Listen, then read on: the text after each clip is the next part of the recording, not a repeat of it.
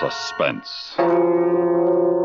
And the producer of radio's outstanding theater of thrills, the master of mystery and adventure, William N. Robeson. The radio actor is a very special kind of thespian. He has no assistance in creating illusion. He cannot call upon the magic of makeup nor the protective coloring of costume. He has only his voice and your ears. Yet this is enough for the superb radio artist, and such a one we present tonight. You have seen him in motion pictures. You know him from TV as Joan's husband and Mr. Magoo, and you may have read his best-selling book, Rocks on the Roof. Tonight we present him in a different character, but in the milieu in which he first became a star. Listen then to Jim Backus in See How He Runs, which begins in just a moment. There's a story that starts out something like this. By the night of October 8th, 1918, the legend of Sergeant York had begun to grow. That tall, slim soldier became aware of it when, in the woods near Chateau Thierry, France, his brigade commander said, "Well, you captured the whole German army." Yes, the saga of Sergeant Alvin York has been known to many people, particularly moviegoers. But the odd thing about York was not his expert marksmanship or superb soldiering or the devastation he laid on a whole army. The odd thing was that he did these things in spite of the fact that he hated to fight. Drafted into the army against his desires, York, essentially a religious man, tried his best to get out of military service as a conscientious objector. No one could see it his way. One night he had a biblical debate with his battalion commander on the moral pros and cons of war and fighting. Quotations from the Bible backing up one viewpoint or another flew thick and fast. The debate ended in a draw. Finally, the major gave York a 2-week furlough in which to make up his mind. If his conscience was unchanged, he would be discharged. At the end of that time, York was convinced that he would be morally right to fight for his country without violating his religious beliefs. The 82nd Division left for France. In the next few months, York rose rapidly to sergeant after proving himself in one offensive after another. By October 1918, the 82nd was slashing through stubborn enemy resistance in the Meuse-Argonne assault. Sergeant York and his squad, among other American troops, were pinned down by withering enemy machine gun fire from high ground. York was the only surviving non-com in his sector. He took charge. His men overcame the first machine gun nest and took its crew prisoner. Then, temporarily stalemated by 35 machine guns, York picked off 22 men and the rest surrendered. The 35 guns were silent. However, York and his men were in enemy territory with 90 prisoners of war.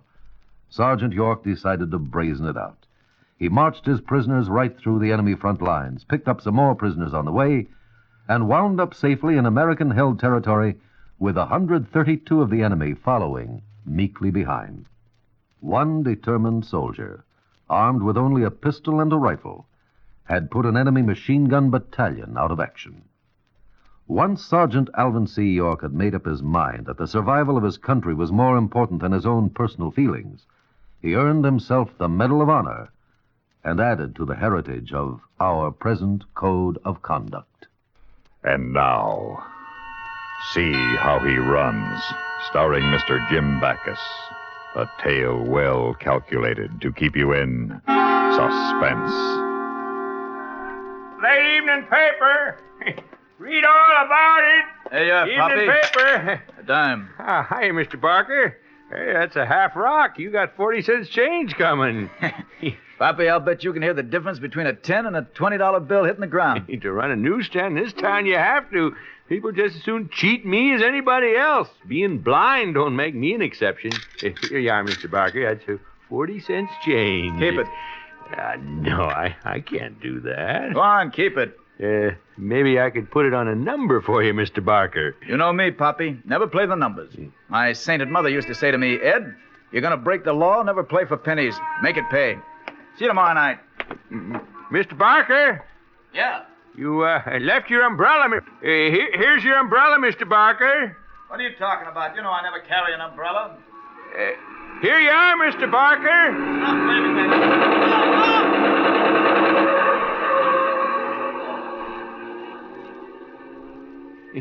Mr. Barker? You all right, Mr. Barker? Who's that? Answer me. Who's there? Hey, you. You with the taps on your shoes. Come back here. You got the wrong idea. Come back here. Come back.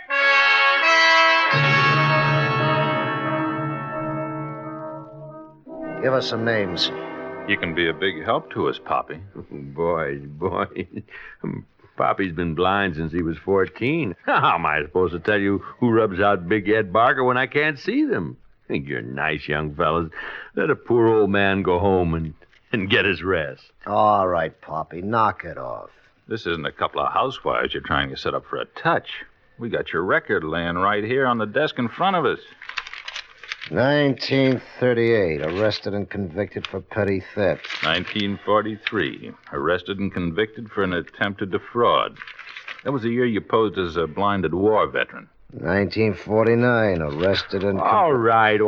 So I got a record. You want to hang me on it? I served my time. Ain't you guys happy? That's one thing about you cops. A guy tries to go straight, you don't care, but let him make one little mistake and you hound him until the day he dies. Don't try to paint any pretty pictures for me, Poppy. I know you. People call you the only man born without a conscience. Is that right? What's the price for fingering a man as big as Barker, Poppy? Who contacted you, Poppy? Give us a name. Now, what is all this?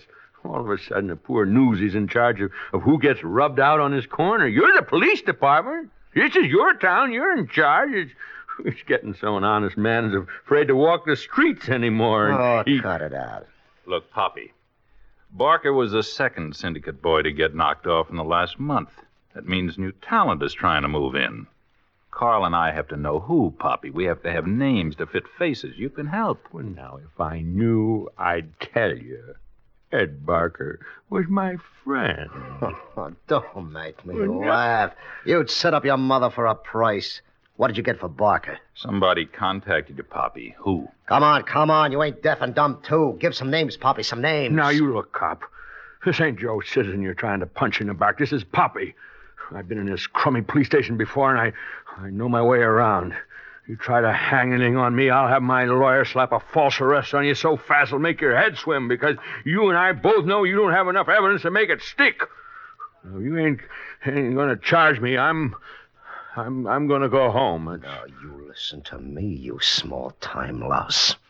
You don't give orders to me in my police station. You take them.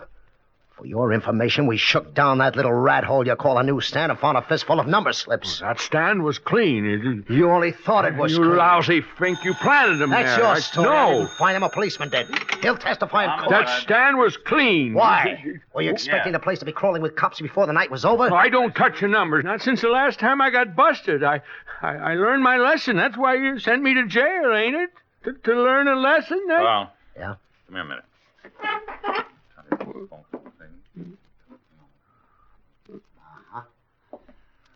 Okay, Poppy. You can go home now. What is this? Take a good look at our little friend here, Al. This is probably the last time we'll see him alive. What are you talking about? Word just came over the phone, Poppy. Somebody must have seen you finger Barker.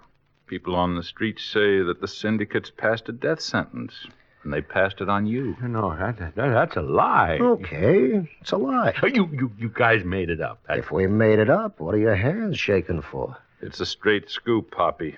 If you go back out on the street now, you're dead.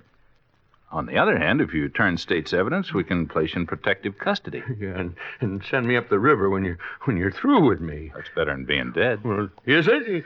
Okay, Poppy, that's all. Get out of here. Ain't you got no more questions? Not me.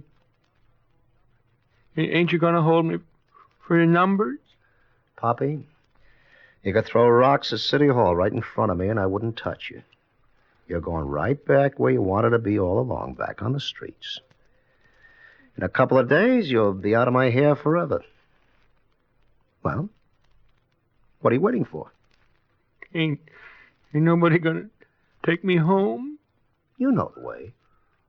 Well, at least lead me to the front door. I can't find it by myself.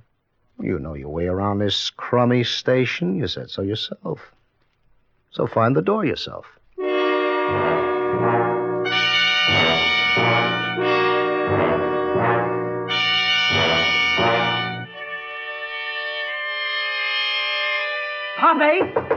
Poppy, you in there? Answer me. No, go away. Telephone for you. Well, tell him I'm not home. Tell him I don't live here anymore. All right, suit yourself. No, wait. I'll answer it. Maybe the cops change their mind. I'll answer it. I'll answer it. Well, it's all the same to me. Now just turn off this light. You don't need it anyway. I keep forgetting that. I have to save every penny I can. Well, turn it off. Just leave me alone. Hello? Is that you, Poppy? Yes? Who is this? You didn't show at your newsstand all day today. Who is this? Tonight, Poppy. Who are you? You get yours tonight. Who is this? Hello? Who is this? Hello? It wasn't a lie. Oh, I'm marked. They called to find out where I am. You'll be here in a minute. I've got to get out of here. He could have called because Bobby. Is that you, Bobby? Poppy? Yeah. You come here a minute, boy. Why are you hiding there by the phone? You come here, Bobby boy. I want you to do me a favor. What? You come here and I'll tell you. Tell me here, why don't you? Oh, here's a whole quarter for you. Yeah, I want you to run to the store. Can I keep the quarter? Yes. Bless your little heart. All for yourself. You come here so blind old Poppy can put it in your hand, son. Here, give me your hand. Oh, my arm! Shut up, or I'll kill you. Feel that? That's a switchblade knife, and one more peep out of you, and I'll cut your little head off with it. No, you listen to me. You just do as I say, and you won't get hurt. One word, or you try anything funny, and I'll cut you to little pieces. You understand, Bobby? Yes. You know where that old Morton warehouse is down by the river? Yes. Well, we're going there. Why? Never mind why. You just come with me. You hurt my arm. I'll hurt you a lot more than that if you don't do as I say.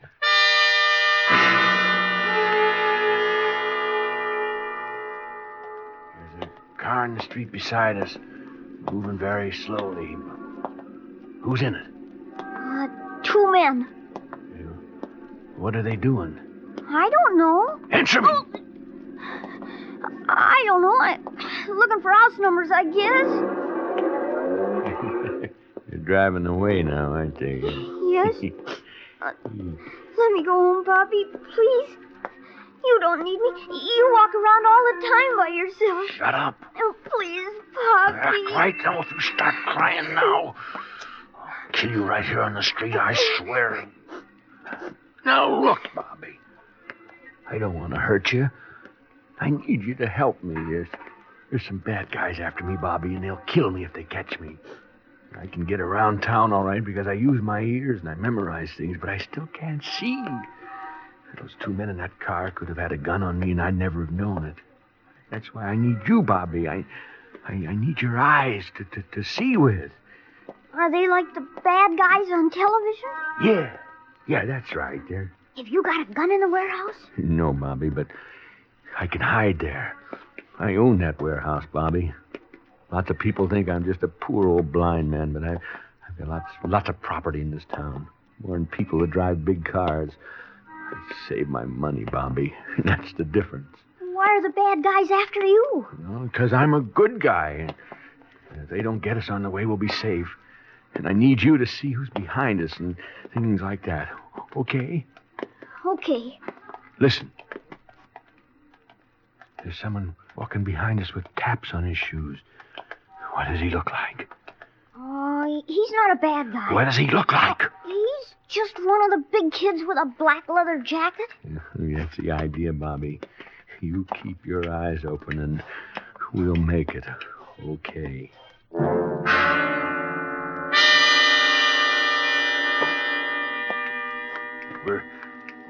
We're getting there.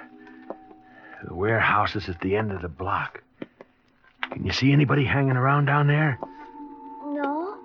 Well, look careful, boy. I am. It's too dark. Just the street lights are on. I don't see anybody there. Good, Bobby. We'll make it. Listen. What? 2 men are walking behind us. What do they look like? Oh, they're so far back it's hard to see. And now they're under the streetlight. What do they look like? Oh, they look like bad guys. Yeah, well, we'll walk faster. And you tell me if they walk faster. They're walking faster, aren't they? Yes. We gotta hurry. My arm hurts. You keep up with me. I can't. The warehouse is just a few more steps. I want to go home. Shut up now. Here's the door. You stand still while I get the key in the lock. Hey, Papa! Wait a minute. I want to go home. You come back here. You little double crosser, you. Hey, Papa, let us in. We want to talk to you. Ah, drop dead punks.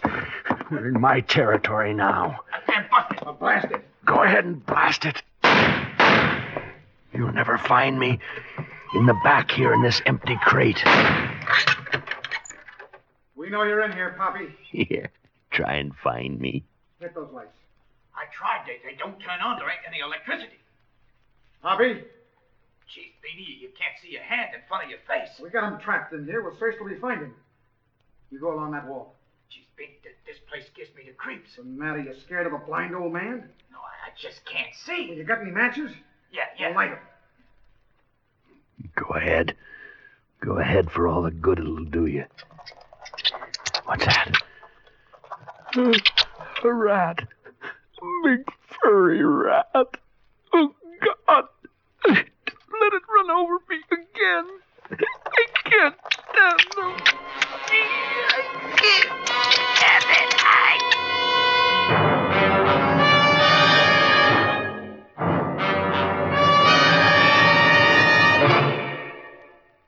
In a moment, we continue with the third act of Suspense. We have together ample capacity and freedom to defend freedom. This is NATO, the North Atlantic Treaty Organization. NATO nations trust each other. Proof? Well, since the advent of NATO, the amount of information which member governments exchange concerning their armed forces and their economic and financial positions is greater and more detailed than any which allies have ever before exchanged, whether in time of war or peace. The United States of America is a part of NATO. You should be aware of and alert to the objectives and programs of the North Atlantic Treaty Organization. And now, starring Mr. Jim Backus, Act 3 of See How He Runs.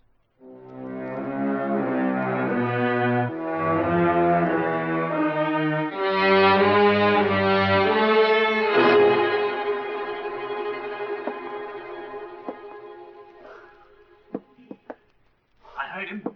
He's moving around. Over there. Hold it if you're sure you see him. Listen. He's over there someplace. Strike another match. Beanie, he's gone. Now listen. You can still hear him moving around. Look, halfway up that ladder. Light another match. I ain't got no more. Come on, move to where we see that ladder. We can get him easy now we know where he is. He was climbing up that catwalk up there. We'll nail him up there. He's got no place else to go. Poppy, you might as well give up. You're a dead man. Listen, he's opening the door up there. Yeah, must go out the roof. Shoot! Go on, shoot! He never tried to kill a fox in his own hole. By the time you dumb punks figure out how to get me, I'll be over on the roof of the building next door and down through that condemned tenement and out the back way. Parapet between the two should be right about here. Yes, that's right. That's funny. I can't feel anything on the other side of the parapet. Did I get turned around? No, it should be right here. Feel along the edge. It's here someplace now. What was that? Somebody's up here. I hear you. Who are you? Answer me. No, stay away. Look. I'll pay you. Give me a chance. I got money, and I'll pay you. Tell me what they paid you, and I'll pay you double. No! Stay away from me! Get away from me!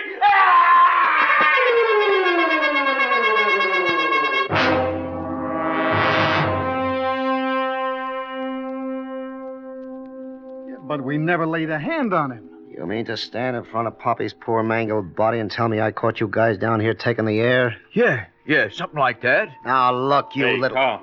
Yeah? Come here. What is it? Looks like they're leveling. They couldn't have pushed him off. The only way onto that roof is the door from the catwalk. Poppy had barred it from his side. He was all alone up there. You ain't trying to tell me he jumped.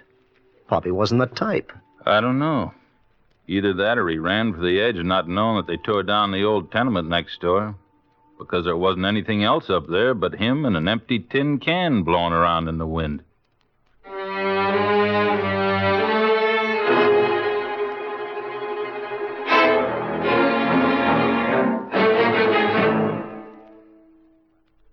Suspense, in which Jim Backus starred in William N. Robson's production of See How He Runs, written by George Bamber.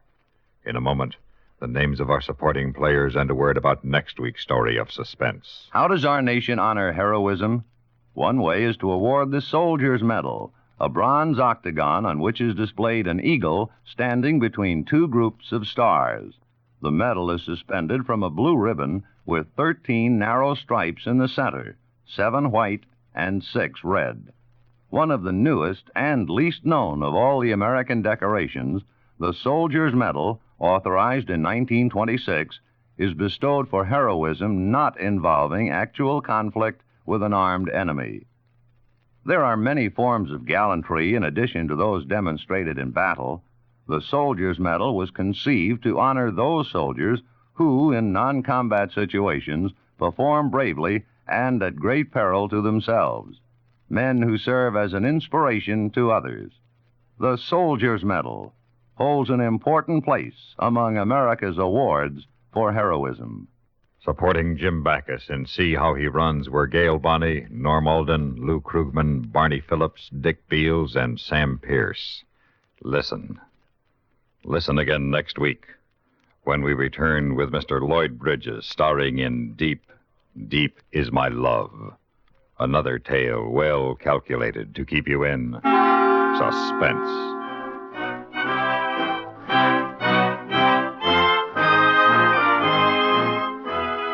This is the United States Armed Forces Radio and Television Service.